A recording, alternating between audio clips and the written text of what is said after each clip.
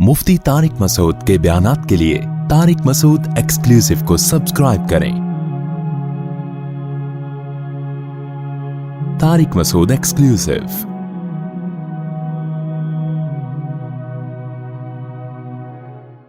कुरान मजीद में अल्लाह ताला का इरशाद है, इन्ना अंज़लनाहु फी लैलतिल क़द्री वमा अदराका मा लैलतुल क़द्र। हमने इस कुरान को लैलतुल क़द्र में नाजिल किया, तुम्हें क्या पता कि ये कौन सी रात है। लैलतुल क़द्री खैरुम मिन अल्फि शहर, ये रात 1000 महीनों से बेहतर है। तनज़्ज़लुल मलाइकतु वर्रूहु फ़ीहा बिइज़्नि रब्बिहिम मिन कुल्लि अम्र, फरिश्ते और जिब्रील इस रात में रब के हुक्म से नाजिल होते हैं। मिन कुल्लि अम्र, हर तरह के अहकामात लेकर। सलामुन हिया हत्ता मतलइल फजर, ये सलामती है ये रात यहाँ तक कि फजर तुलू हो जाए, यानी सहरी का वक्त ख़त्म हो जाए। इस बारे में एक चीज़ तो लोग बहुत ज़्यादा जो पूछते हैं कि लैलतुल क़द्र तो हर मुल्क में अलग अलग होती है। आज यहाँ 27वीं है, सऊदीया में क्या है 28वीं। तो इस बारे में खूब समझ लें कि जितनी इबादतें शरीयत ने हमें दी हैं और उनके वक्तों के जो फ़ज़ाइल बयान किए हैं वो हर मुल्क के उसी हिसाब से होंगे। अल्लाह ने हुक्म दिया, अक़ीमिस्सलात लिदुलूकिश शम्स, सूरज के ढलकते हुए नमाज पढ़ो। सूरज तुलू होने से पहले फजर की नमाज।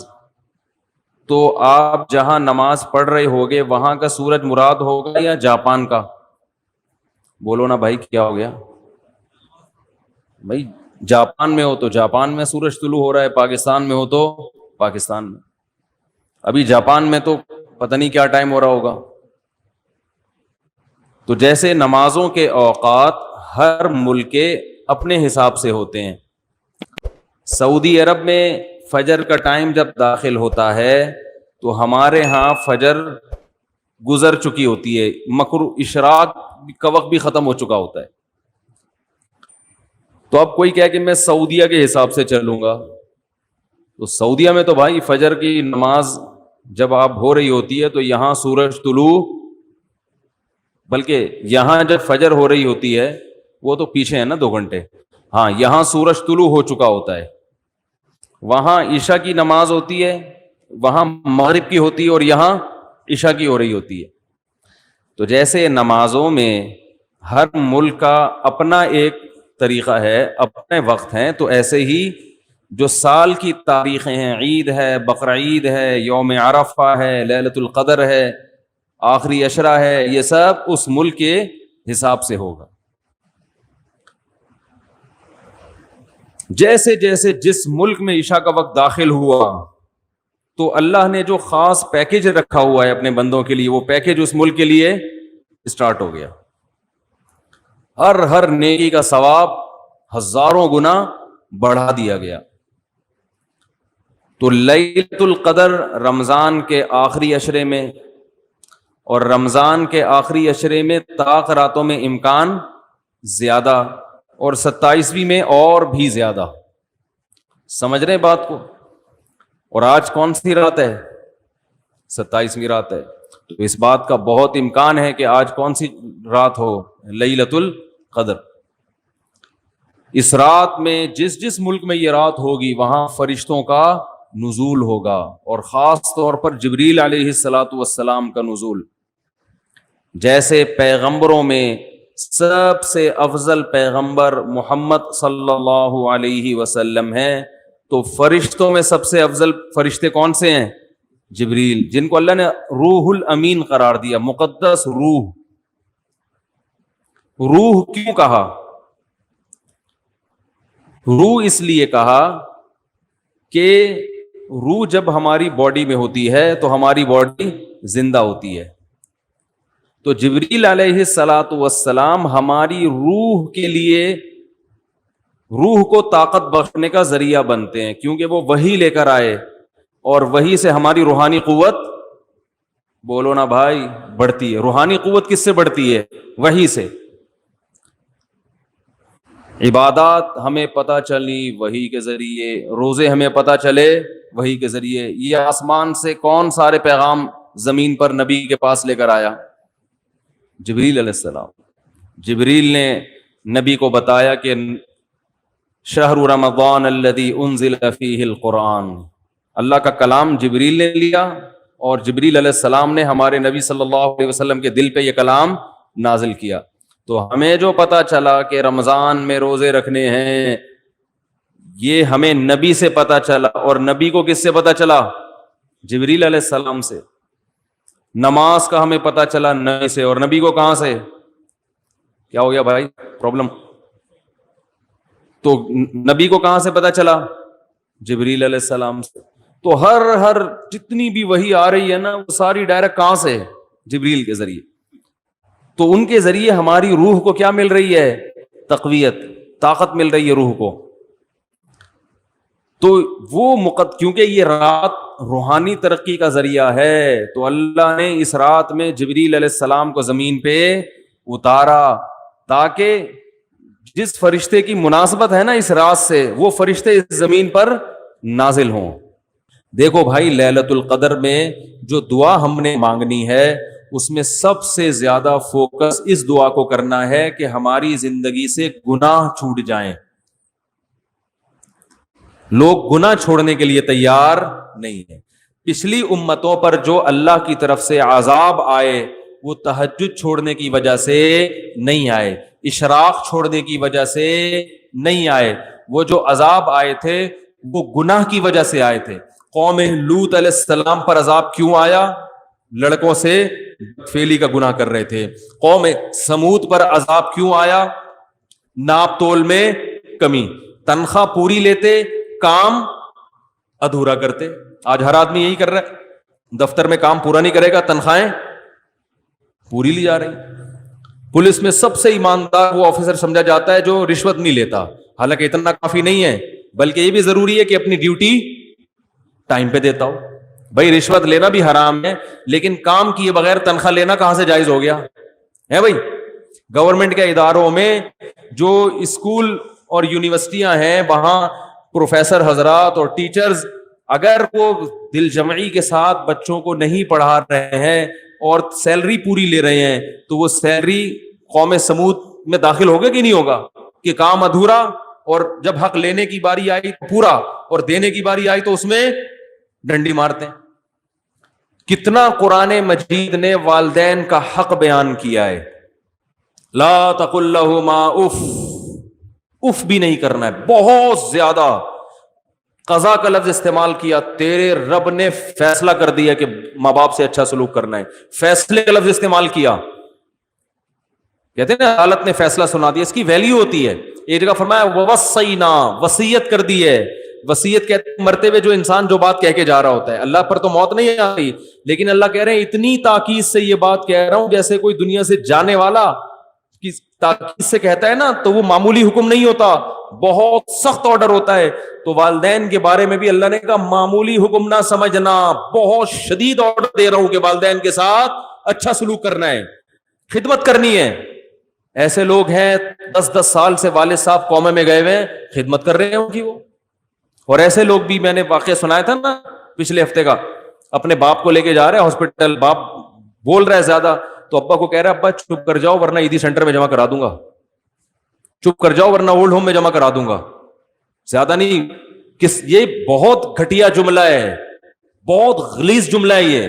آپ نہیں کہہ سکتے باپ کو یہ جملہ، وہ جو مرضی بولے، آپ نے بہرحال اس کی خدمت کرنی ہے، ماں کی بھی اور باپ کی بھی، تو یہ بہت بڑا حق ہے۔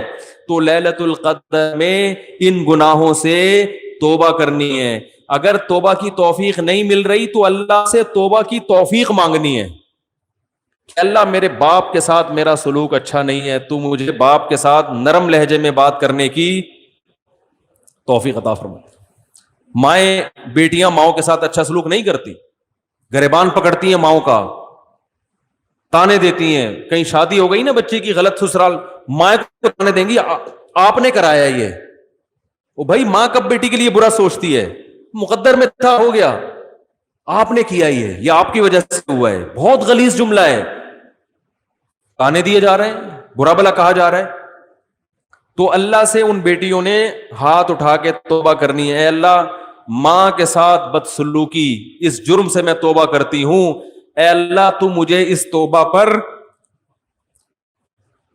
कायम रहने की तौफीक अता फरमा दे। नबी सल्लल्लाहु अलैहि वसल्लम ने फरमाया, वो औरत जन्नत में दाखिल नहीं हो सकती जिसकी मौत इस हाल में हो कि उसका शौहर उससे राजी ना हो। कितनी खवातीन है, शौहर बेसिक हुकूक अदा कर रहा है मगर उससे तमीज से बात, बोलो भाई, नहीं करती। सबसे बड़ा हक तो वालदैन से इताअत में तो अल्लाह ने औरत के लिए शौहर का हक वालदैन से भी ज्यादा कर दिया। हम कोई अंग्रेज थोड़ी हैं कि हर आदमी अपने अपने तरीके की जिंदगी गुजार रहा है।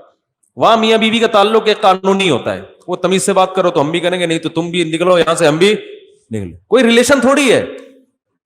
सोशल डिस्टेंस के पेपर लिए हुए हैं मियां बीवी ने अदालत से, मियां उधर सोएगा, बेगम इधर। कोई पूछे भाई वो उधर क्यों सो रहा है, तुम उधर क्यों सो रहे हो? भाई हमारे पास डॉक्यूमेंट्स हैं, गवर्नमेंट ने हमें इजाजत दी है कि हमारे आपस में इख्तलाफात, तुम वहां सोगे, तुम वहां, तो भाई वो थोड़ा बाहर निकल के गली में सो जा फिर तू। ये कोई रिलेशन है? अजीब पागलों वाली जिंदगी है। तो कुत्तों को गले लगा रहे हैं, इंसान इंसान से दूर।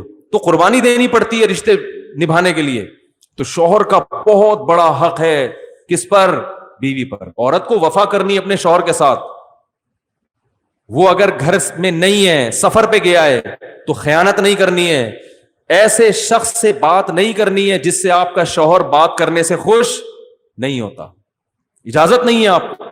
जहां मियां बाहर निकला, फौरन फोन मिला लिया, गप्पे हो रही हैं, मैसेजबाजियां चल रही हैं। और मर्द को हुक्म है कि वो औरत कमजोर अल्लाह ने पैदा की तो उसकी कमजोरी से नाजायज फायदा, बोलो भाई, ना उठाए। आप सल्लल्लाहु अलैहि वसल्लम ने हज्जतुल वदा के मौके पर जो खुतबा दिया ना, वो आखिरी खुतबा, उसमें साहबा कह रहे हैं हम समझ रहे थे कि अब नबी दुनिया से जा रहे हैं, तो आपने खुतबा दिया कि अल्लाह ने इन औरतों को तुम्हारे मातहत रखा है, इसलिए नहीं कि तुम जुल्म करना शुरू कर दो। इन पर तुम्हारी इतनी इताअत वाजिब है कि तुम्हारी मर्जी के बगैर घर से ना निकलें, तुम्हारी मर्जी के बगैर किसी को घर में दाखिल ना होने दें और तुम्हारे माल में खयानत ना करें। फरमाए इसके बाद तुम्हारे हुकूक है इनके ऊपर, तुम पर हुकूक है इनके। वो क्या है कि जो खुद खाओ वो इनको खिलाओ, जैसा खुद पहनो वैसा इनको पहनाओ। बाज औरतों की शिकायत आती है, मियां घर में आता है जैसे चंगेज खान या हलाकू खान घर में दाखिल हुआ है, तमीज से ना सलाम ना बातचीत, हर वक्त नाक पे, दोस्तों में बैठेगा हा हा हु बड़ा अच्छा, जैसे किसी दोस्त को लाके बैठा दो ना, एकदम मूड चेंज और हा हा बड़ी गपशप। घर में जैसे ही आएगा जैसे कुछ चंगेज खान घर में दाखिल हो रहा है। तो आप सल्लल्लाहु अलैहि वसल्लम जब घर में आते, अम्मी आयशा फरमाती हैं मुस्कुराते हुए चेहरे के साथ मुस्कुराते हुए दाखिल होते थे। तो भाई इन जराइम से क्या करनी है? तौबा। अगर रिश्तेदारों में आपस में कोई भाई बहनों में नाराजगी चल रही है तो आप सल्लल्लाहु अलैहि वसल्लम ने फरमाया रिश्तेदारी तोड़ने वाला जन्नत में, बोलो ना भाई, नहीं जाएगा। सगे भाई से नाराजगी है, साल हो गया 2 साल हो गए भाई भाई से बात नहीं कर रहा, बहन बहनों में लड़ाई हुई भी है। वो भाई जब अलग अलग शादी हो गई, अलग अलग रह रहे, हम लड़के क्या करना है? तुम पहल करके दोस्ती कर लो, या तो एक साथ रह रहे होते हैं ना, हर वक्त चिपके हुए फड्डे हो रहे, तो हम फिर खुद ही कहते हैं कि साइड सोशल डिस्टेंस का जो है ना सर्टिफिकेट बनवा लो, फिर हम खुद मशवरा देते हैं। जब अलग अलग है, वो बहन अपने मियां के साथ रह रही है, वो भाई अपनी बीगम के साथ अलग रह रहा है, फिर क्यों लड़ रहे हो? अगर लड़ाई हो गई है, सॉरी करने में पहल कर लो। भाई उसकी गलती नहीं भी आपकी है तो आप माफी मांग लोगे तो सवाब ही मिलेगा ना। लोग कहते हैं मैं छोटा हो जाऊंगा, तो नबी ने फरमाया मन तवाज़ा लिल्लाहि रफ़अहुल्लाह, जो अल्लाह के लिए झुकता है अल्लाह उसे उठा लेते हैं, बुलंद कर देते हैं। तो रिश्तेदारी जोड़ने के लिए अपने खूनी रिश्तों को हदिया देना सीखो। खूनी रिश्ते, पैसे, समझ रहे हो, दावतों से दोस्ती नहीं होती। लोग क्या करते हैं, आज बहन को ईद पे हमने दावत पे बुला लिया, बहुत अच्छी बात है, बुलाएं बहनों को, असल चीज है कैश, ये देना छोड़ दिया क्योंकि इससे जान निकलती है। पैसे नहीं दिए जाते आज। मन्नतें मानेंगे रोजे की, मन्नतें मानेंगे नमाजों की, सदके की मन्नतें मार्केट से शॉर्ट, ठीक है ना। अल्लाह मेरा ये काम हो जाए तो इतने रोजे रखूंगा, खवातीन भी मानो इतने रोजे रखूंगा। पहले साहबा जो मन्नतें मानते थे ना, वो ये कि मेरा ये काम हो गया तो इतने पैसे सदका करूंगा। पैसे मार्केट से क्या हो रहे हैं कि अल्लाह तू मेरा सारे भी काम बना दे, पैसे जेब के, काम ही यही है कि पैसे बच जाएं, यही तो काम है। तो वही काम मैं कैसे कुर्बान कर दूं? तो रिश्तेदारों को पैसे दिया करो, पैसे रोकड़ा, समझ रहे हो। भाई को लिफाफे में डाल के डॉलर दो, ये हदिया है आपको।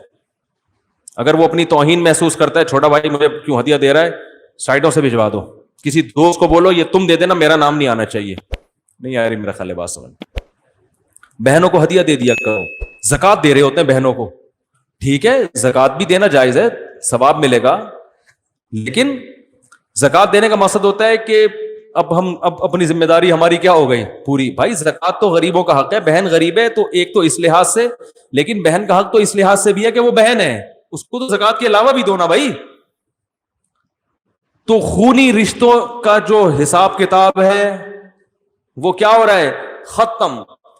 एक बात मैं खवातीन से कहता हूं, आपके बच्चों पे अगर आपका देवर हाथ उठाए तो आगे से बोला मत करो। बच्चे पे बाप का भी हक है, चचा का भी हक है तरबियत में। वो भी तो लगता है ना कुछ। चचा ने अगर अपने भतीजे पे सख्ती की, डांट दी, तो बच्चे को ये ना सिखाया करो कि तुम कौन होते हो मेरी औलाद पे हाथ उठाने वाले। बच्चे को बताओ कि ये भी आपके चाचू हैं, इनका भी रिश्ता है, ये बड़े हैं, अगर इन्होंने कभी हाथ उठा लिया, कभी सख्ती कर ली तो बेटा बर्दाश्त करना है। फौरन लड़ाई शुरू हो जाती है। देवर ने हाथ उठा के मारा तो अपने मियां को बताती है, भाई आप तो चलो बाप हो, ये कौन होता है हमारे मामलात में दखल अंदाजी करने वाला। वो फिर कभी भी दखल अंदाजी नहीं करेगा, जाओ तुम्हारे बच्चे तुम संभालो। फिर वो जब भतीजी बड़ी होगी, उसकी शादी भी फिक्र होगी, भाई तुम्हारी टेंशन है, हमारी टेंशन, अरे बोल लो ना यार, नहीं है, हमारी टेंशन नहीं। फिर जब वो बेटा बड़ा होगा, उसको रोजगार की जरूरत होगी, चाचू बोलेगा तुम्हारी टेंशन है, मेरी टेंशन नहीं है। मैं क्यों ताउन करूं बिजनेस में इसके साथ, मैं क्यों जॉब दिलवाऊं, मेरे ताल्लुकात हैं, मैं क्यों दिलवाऊं, मेरा क्या है। हाथ तो उठाने दिया नहीं, उस वक्त गैर था, अब अपना कैसे बनाऊं। हम तो भाई अपने बाप से भी पिटे हैं अल्हम्दुलिल्लाह, अब्बा से तो बहुत ही पिटे हैं, तमीज से, तबीयत से, अम्मा से भी पिटे हैं, भाइयों से भी पिटे हैं।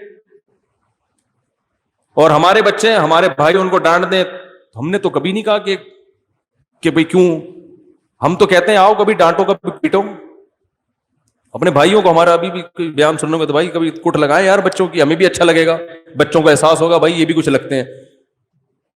तो खवातीन से मोहब्बत की का हुक्म है, उनको बाप बनाने की इजाजत बोलो भाई नहीं। अगर आपकी बीवी आपके भाई को बच्चों पे सख्ती करने या नसीहत करने नहीं दे रही, तो बेगम को बताओ, बेगम इसमें तुम्हारा नुकसान है, इससे रिलेशन क्या होगा, कमजोर, रिलेशन कमजोर हो जाएगा इससे। कल मैं जिंदा रहता हूं नहीं रहता किसको पता है, मैं मर जाता हूं तो यही बाप बन के पालेगा इसको।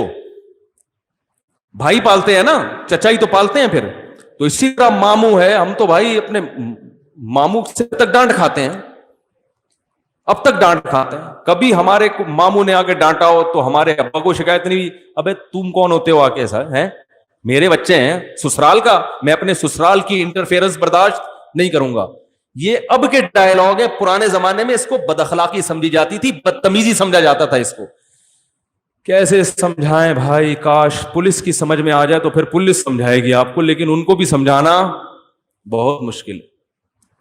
तो मामू भी बड़ा है भाई, वो आपकी मां की तरफ से बड़ा है ना। मामू ने आके भांजों पे हाथ उठा लिया तो शोहर बच्चों के बाप को तकलीफ हो कि तुम्हारे भाई मेरे बच्चों पे सख्ती क्यों कर रहे हैं। भाई तुम्हारे भाई इसके बच्चों के मामू लगते हैं, तो मामू का हक है कि भांजों को सलवाते सुनाए, डांटे। पठानों में एक चीज बड़ी अच्छी है, कोई भी कूट के चला जाए, खानदान में सबको क्या होती है, टाइट है बिल्कुल, फैमिली रिलेशन बड़ा मजबूत है। आप केपी के जाएं, पेशावर और ये सवात वगैरह, मैं तो जाता रहता हूं ना, कजन आएगा ना, वो कहेगा, बच्चे खेल रहे होंगे ना, कजन, बड़ा कजन है, वो आके बच्चों को चुटकी दिखाएगा, बोले चलो शाबाश मगरिब के टाइम हो गए घर, सारे बच्चे اس میں اس کے بھتیجے بھانجے اپنے بچے سب ایک ہی طرح سے ڈیل کر رہے ہوتے ہیں. وہ نہیں دیکھتے کہ یہ میرا ابا ہے یا چاچا ہے یا تایا ہے یا ماموں ہے. خاندان کا ایک بڑا آئے گا, چٹکی بجائے گا, بولے پتلی گلی سے نکلو, سارے چلے جائیں, کیونکہ خاندان کے سارے بڑوں کو باپ جیسا رائٹ ہی حاصل ہے. سارے ننیال کو ماں کے حقوق ہیں اور سارے ددیال کو باپ کے حقوق. تو یہ اللہ نے رشتہ داری جوڑنے کو فرض قرار دیا ہے, تو اس کو بھی کریں کہ بھائی اپنے خاندان میں اپنے بچوں کو بڑوں کا ادب سکھائیں, ان کو ورغلائیں نہ کریں. ہاں کبھی سختی کر لے تو الگ سے لے جا کے سمجھائیں, بھائی ایک چماٹ کافی تھا, 6 بلا وجہ لگا دیا آپ نے, الگ بچے کے سامنے نہیں. ایک تھپڑ تھا, چلو 2 بنتے ہیں, آپ بلا وجہ کوٹے جا رہے, اس سے تو بد اخلاق ہو جائے گا, تو سائڈ پہ لے جا کے چھاؤں میں آ کے ذرا ٹھیک ہے بھائی. بچے کو تو ہم یہی کہیں گے کہ 6 مارے, 6 اور مارنے چاہیے تھے, لیکن آپ تھوڑا سا خیال کرو. تھپڑ پہ آپ کا ہاتھ بھی دیکھو کتنا بڑا ہے. بعض لوگوں کا تھپڑ اتنا بڑا ہوتا ہے وہ ایک لگے نا تو پورا چھپ جاتا ہے, تو تمیز الگ سے, سامنے نہیں. تو رشتہ داری توڑنے کا جرم ہمارے معاشرے میں ہو رہا ہے. بینکوں میں سود لینے کا جرم ہو رہا ہے, سودی بینکوں میں سودی ملازمت کا جرم ہو رہا ہے, رشوت لینے کا جرم ہو رہا ہے, لڑکوں سے بدفعلی, لڑکیوں سے حرام دوستیاں, زنا, یہ سارے ہمارے معاشرے کے جرائم ہیں. یا تو بھائی انگریز بن جاؤ, انگریز کے ہاں کوئی لیلۃ القدر نہیں ہوتی, نہ کوئی توبہ طائب, کچھ بھی نہیں ہوتا. ان کے یہاں لائف کو انجوائے کرو, انٹرٹین کرو, مزے اڑاؤ اور پتلی گلی سے نکل لو. ٹھیک ہے نا. تو اگر یہ نظریہ ہے تو جتنی ٹینشن مذہب کی لی ہوئی ہے اتنی ٹینشن لینے کی بھی ضرورت نہیں.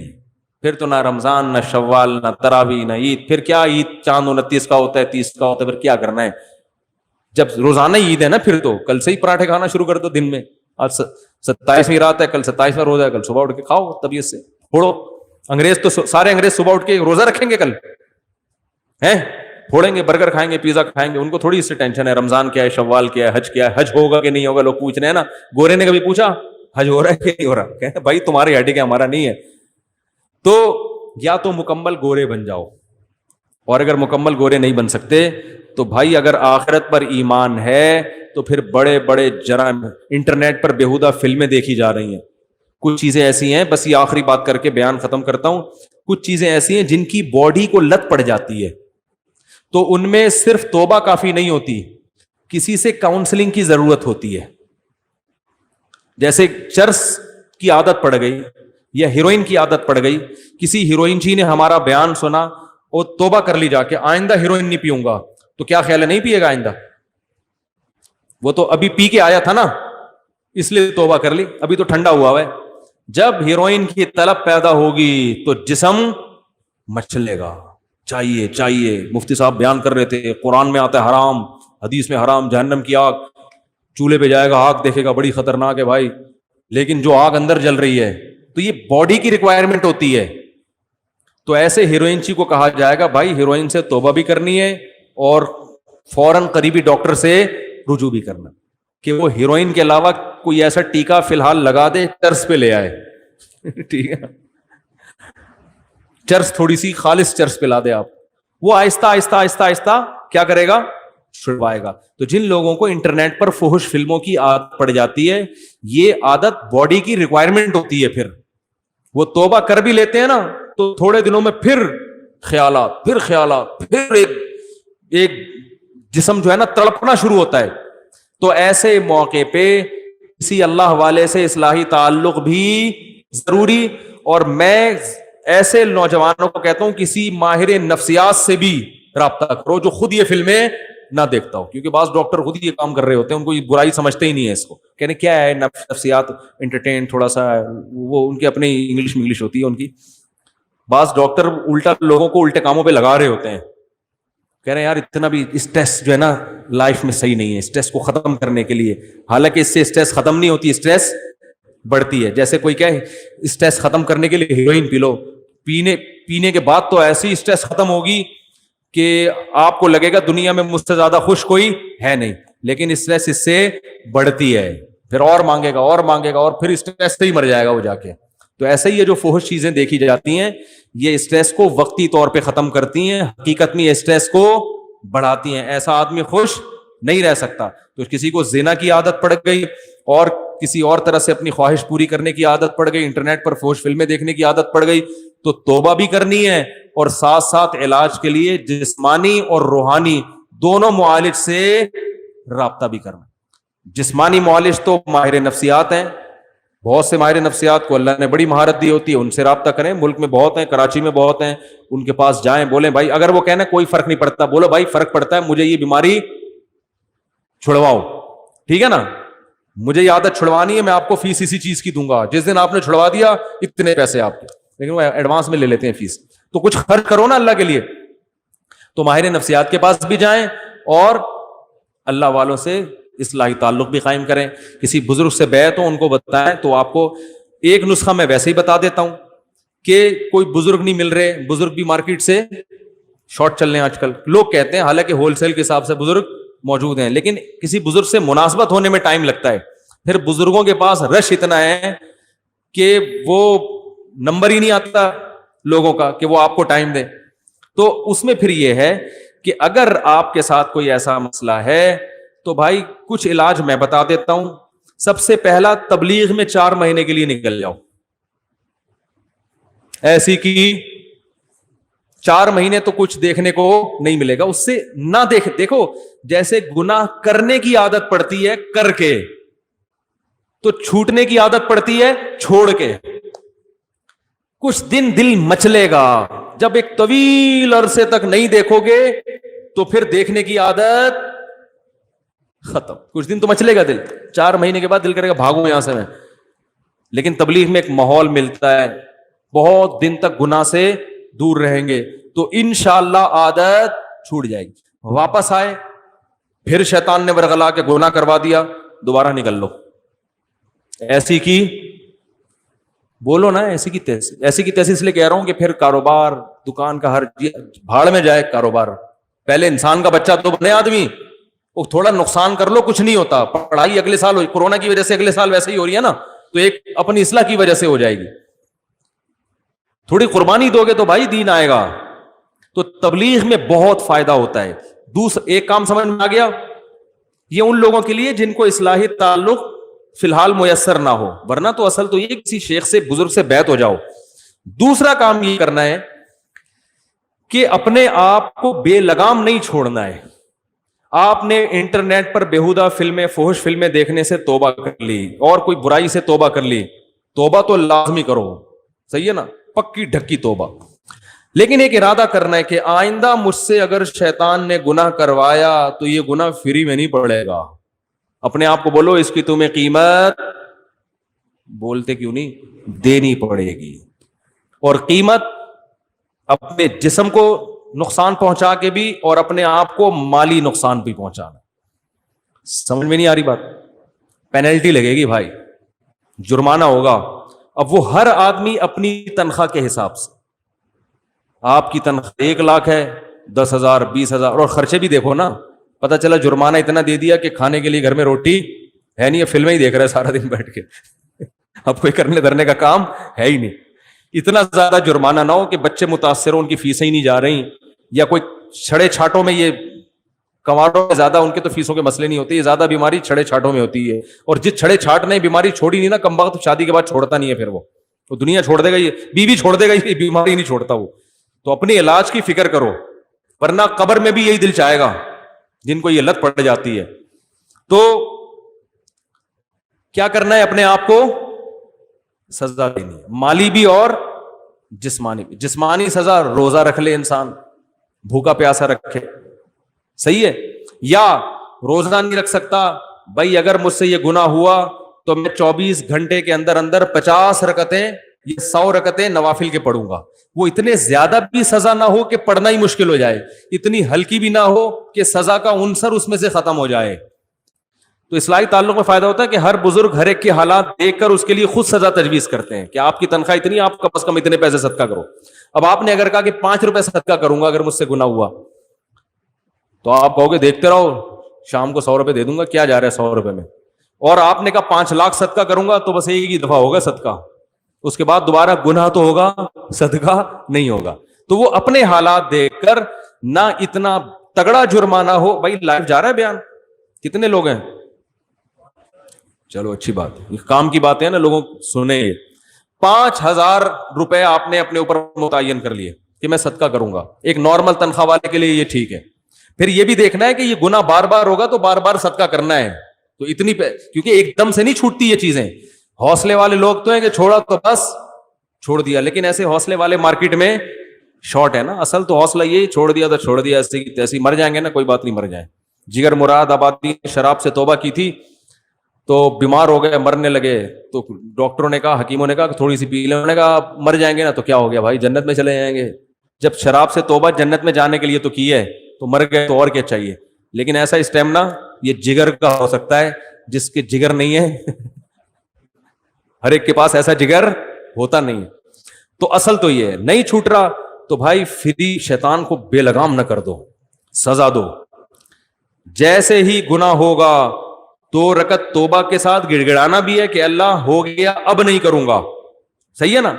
शैतान कहेगा पहले भी तो यही कहा था अब नहीं करूंगा, दोबारा यही कह रहा है अब नहीं करूंगा, तो शैतान को बोले जब अल्लाह तौबा कबूल करने के लिए तैयार है तो तेरे पेट में मरोड़ क्यों हो रहा है, सही है ना। शैतान पता है तौबा छुड़वा देता है, कह रहा है तेरे से तो तू बार बार यही कह के जाता है फिर कर लेता है, तो छोड़ अब नहीं कर। तो शैतान से बोल के जब गुनाह करते हुए शर्म नहीं आ रही थी, हालांकि तौबा करके गया था ना, तो तौबा करते हुए शर्म क्यों आए भाई। शर्म तो गुनाह करते हुए आनी चाहिए थी कि अभी तौबा करके गया हूं फिर गुनाह कर रहा हूं, करते हुए शर्म नहीं आ रही, गुनाह करते हुए तौबा करते हुए शैतान जो है ना आपको शर्मीला बनाने की कोशिश कर रहा है। तो क्या करना है, गुनाह हो जाए तो फौरन सबसे पहले तो 2 रकत पढ़ के अल्लाह से माफी मांग के तौबा, और फौरन अपने ऊपर जो आपने पहले से सोचा हुआ था, उस वक्त नहीं सोचना, पहले से सोचा हुआ था अगर ये गुनाह हो गया तो इतने पैसे सदका करूंगा या नहीं, इतने पैसे भी और इतने रोजे भी या इतनी नमाजें, जिस्मानी सजा में नमाज या रोजा और माली सजा में पैसे। बाज लोगों की तबीयत में सखावत होती है, वो गुनाह करते हैं वो पूरे पैसे ही उड़ा देते हैं, उन पे फिर इसका असर नहीं होता। लिहाजा हम दोनों सजाएं बताते हैं कि जिस्मानी भी हो और माली भी हो। समझते हैं कि नहीं समझते हैं? तो ये फिर खुद से मुतय्यन करना है। इससे क्या होगा कि चपत पड़ना जब शुरू होगी, कहते हैं ना आईना बनता है रगड़े लाख जब खाता है दिल, कुछ ना पूछो दिल बड़ी मुश्किल से बन पाता है दिल।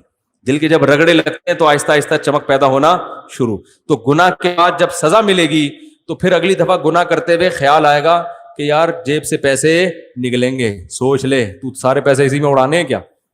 लेकिन एक बात खूब समझ लो कि फिर भी गुनाह हो सकता है, फिर सदका होगा, फिर गुनाह होगा, फिर शैतान हमला करेगा कि यार सदका करने से भी फायदा नहीं हो रहा, लिहाजा सदका करना छोड़ दे। ये शैतान का हमला है। फायदा हो रहा है, आहिस्ता आहिस्ता हो रहा है, आपको महसूस नहीं हो रहा। यकीनन जितना पहले करते थे उसमें लाजमी कमी आएगी। समझ में आ रही है बात? कमी आना शुरू होगी। ये ऐसे ही जैसे आपको किसी ने कहा कि जिम जाओ, वेट उठाओ तो ताकत आएगी। अब आपने पहले दिन बटन उठाए ना तिनके के दोनों तरफ। हमारे एक दोस्त थे बहुत ही बारीक से, कह रहे थे मैं चाहता हूं मोटा हो जाऊं। मैंने कहा जिम जाया करो, तो मेरे से वजन ही नहीं उठता। मैंने कहा लाइट वेट उठा लो यार, 5-5 केजी उठा लो। कह रहे नहीं 5-5 केजी। मैंने कहा 2.5 केजी उठा लो। वो वाकई बहुत बारीक थे, कह रहे वो भी नहीं उठता। मैंने कहा एक तिनका लो, एक तरफ बटन लगाओ, इधर भी बटन लगाओ, इधर भी बटन, वो उठाओ, ये तो उठ जाएगा ना। मैंने कहा खुद ये बटन उठाए हुए कि नहीं उठाए हुए? कह रहे ये तो आप मजाक कर रहे हो। मैंने कहा आप कौन सा आप भी तो मजाक ही कर रहे हो भाई। कोई तो एक हद ऐसी होगी जहां वेट आपसे उठेगा। तो ये बटन उठाओ तिनके से, फिर 2 बटन लगा दो, फिर वेस्टकोट के बटन बड़े वाले लाके लगा दो। एक दिन आएगा इंशाल्लाह बटन की जगह लोहे की प्लेटें आ जाएंगी। तो ये क्यों है? फायदा होता है, नजर नहीं। आहिस्ता आहिस्ता स्टैमिना बढ़ता है। बॉडी बिल्डर पहले दिन अगर देखेगा कुछ भी नहीं है, 1 साल के बाद देखेगा बोलेगा भाई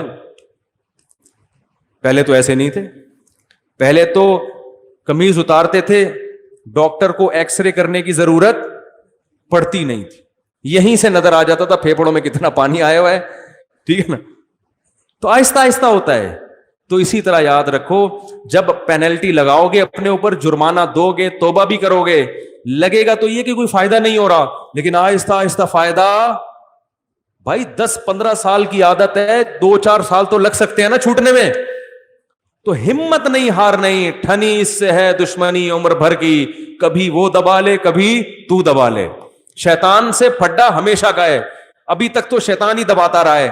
آج ہم بھی ٹرائی کرتے ہیں, دبانے کی کوشش کرتے ہیں نا, ایک دن آئے گا انشاءاللہ کچھ چل دو گے شیطان. تو مایوس نہیں ہونا ہے, چھوڑنے کی کوشش بولو نا بھائی کرنی ہے. دوسری بات یہ کہ بالفرض گناہ اگر نہیں چھوٹا, آپ صدقہ بھی کر رہے ہیں, روزہ بھی رکھ رہے ہیں, یا نمازیں بھی پڑھ رہے ہیں کفارے کے طور پہ, اصل تو یہ کہ چھڑوانا ہے گناہ, ایسے کہ چھوڑ کے دنیا چھوڑنے سے پہلے گناہ چھوڑنا ہے, کیونکہ اس کا انجام اچھا نہیں ہے. لیکن اتنا فائدہ تو ہوگا نا اگر بالفرض نہیں چھوٹا. شیطان کہہ رہا ہے یہ تیرے سے نہیں چھوٹے گا, تو خام خام صدقے کر رہا ہے. تو شیطان کو بتائیں یار کم از کم اتنا تو ہو رہا ہے نا کہ ترازو کے ایک پلڑے میں اگر گناہ آ رہے ہیں تو دوسرے پلڑے میں نیکیاں بھی تو جمع ہو رہی ہیں نا. کیا خیال ہے بھائی؟ صدقہ تو خیرات بھی تو, غریبوں کو کھلانا, ان کی دعائیں, وہ بھی تو ایک پلڑے میں جمع ہو رہی ہے نا. تو اصل تو یہی ہے کہ گناہ سے تو بہرحال بچنا ہی بچنا ہے. ایک گناہ بھی عذاب جان بن سکتا ہے, لیکن شاید قیامت کے دن اللہ کی رحمت ہو جائے, اللہ کہیں یہ تیرے گناہ ہیں لیکن فلاں موقع پہ تو نے روزہ رکھا تھا, فلاں موقع پہ تو نے نماز پڑھی تھی, تیرا دل نہیں چاہ رہا تھا, نفس کو مار کے تو نے نماز پڑھی تھی سزا کے طور پر, یا تو نے صدقہ کیا تھا حالانکہ تیرا پیسہ خرچ کرنے کا دل نہیں چاہ رہا تھا, تو اس نیکی کا ہو سکتا ہے وزن آپ کے گناہوں کے وزن سے زیادہ ہو جائے. نہیں آ رہی بات؟ تو ادھر کچھ برے کام کر رہے ہو تو کچھ اچھے بھی تو لگا لو نا. تو چلو ادھر گناہ بڑھ رہے ہیں, ادھر نیکیوں کا گراف بھی تو اوپر جائے گا, تو کچھ تو سزا ملے گی, تو اس میں کچھ تو کمی ہو جائے گی نا آخرت میں, اور یہ بھی ہو سکتا ہے کہ فل معافی ہو جائے. تو اصل تو ہدف یہی ہے کہ چھوڑنا ہی ہے بہرحال, لیکن ساتھ ساتھ پینلٹی بھی لگانی ہے. تو اس طریقے سے انشاءاللہ گناہ آہستہ آہستہ چھوٹ جائے گا. اور بہنوں کی وراثت ہے وہ تو فوراً جا کے حوالے کر دو, اس میں یہ نہیں کہ کل تک نہیں دی تو 50 روپے جرمانہ. وہ دو جتنے طارق روڈ کی دکانیں ہیں نا ابھی تک کھا کے بیٹھے ہوئے ہو, بہنوں کے جا کے ہینڈ اوور کر دو. فون کرو بھائی تمہارا یہ وراثت میں حصہ بنتا ہے, بتا دو کتنا بنتا ہے, ابھی سے بھیج دو, کیونکہ ابھی تھوڑا جوش پیدا ہوا ہوگا, 1 ہفتے بعد ختم. ٹھیک ہے نا. تو اسی طرح جس کا حق لیا ہوا ہے, کوئی قرضے کھا کے بیٹھے ہوئے, فوراً لے جا کے ادا کر دو. علماء اس کا اہتمام کرتے تھے کہ حق لینے میں تاخیر ہو سکتی ہے, دینے میں تاخیر نہیں ہونی چاہیے. اللہ تعالیٰ سے دعا ہے اللہ سمجھنے کی عمل کی توفیق عطا فرمائے.